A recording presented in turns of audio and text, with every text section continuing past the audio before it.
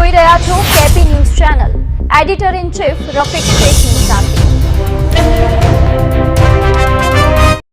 શહેરમાં શ્વાનોનો આતંક યથાવત। પાંડેસરા તૃપ્તિનગરમાં યુવતી પર હુમલો, હાથ અને પગના ભાગે ભર્યા બચકા।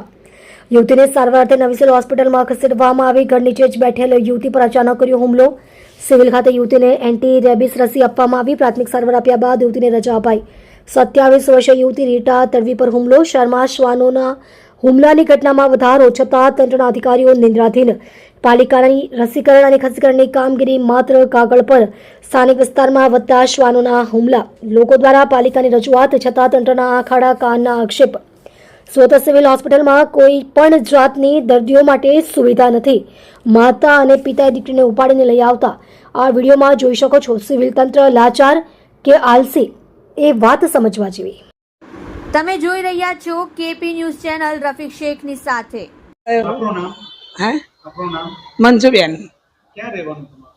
મંજુબેન હું તૃપ્તિનગર બોમરોલી રોડ સાઈ એપાર્ટમેન્ટ 105 નંબરમાં રહું છું સાહેબ, પાંડેસરા।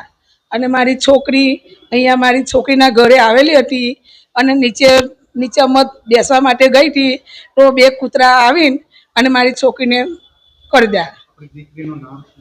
રીટાબેન કંચનભાઈ તડવી।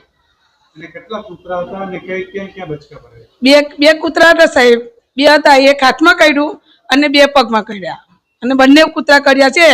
અને નીચે ખમણવાળા ભાઈ એક નીચે રહે છે, એક એ ભાઈના કૂતરા પાડેલા છે અને એ છોકરીને મારી છોકરીને એક કૂતરા કરતા છે અને ઘડી ઘડી કરે છે। કોઈ મ્યુનિસિપાલિટી કંઈ કરવા આવતી નથી। એસએમસી દ્વારા કંઈ કોઈ આવતો જ નથી? ના, કંઈ કોઈ સાહેબ આવતું નથી અને એ લોકો છે તે ઝઘડા કરે છે। બરાબર, એ કૂતરાને પકડવા જોઈએ સાહેબ, નહીં કે હું તો ગમે તે કાર્યવાહી કરી નાખીશ। મારી છોકરીને કંઈ થયું આટલું બધું કરે કોઈ મ્યુનિસિપાલિટી કોઈ જોબ લેતા નહીં। કેટલાને કર્યા છે સાહેબ, બોલો તમે કહો। બરાબર ને, આ સાહેબ મ્યુનિસિપાલિટીમાં આપી દીજો ઓફર। અને નીચેથી એ ભાઈ પાડેલા છે કૂતરા, ખમણવાળા ભાઈ છે।